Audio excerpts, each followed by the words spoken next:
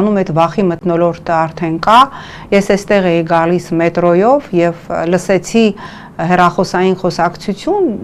չեմ ոչ քաղաքական դեմք էր, շարքային քաղաքացի էր, ով երևի իր ինչ-որ մի մերձավորի հետ էր խոսում, ասում էր արի էլ հեռախոսով նույնիսկ կենցաղային բաներ չխոսանք, որտեվ կենցաղային բաների տակ էլ կարող են ինչ-որ ակնարկներ հասկանալ, երեկոյան արի մեր տուն։ Սա ինչ է, սա վախի մթնոլորտ է, սա վախի ցուցիչ է։ Ես նորից հիշեցի այրված այգեստանները, Արբատի որդիները, Գուլագը, երբ որ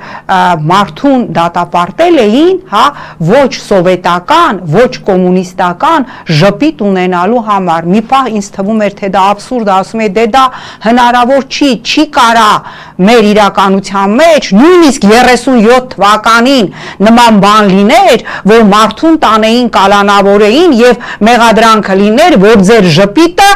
կապիտալիստական է, բուրժուական է եւ սովետական չի, բայց ես հիմա որ նայում եմ, թե ինչ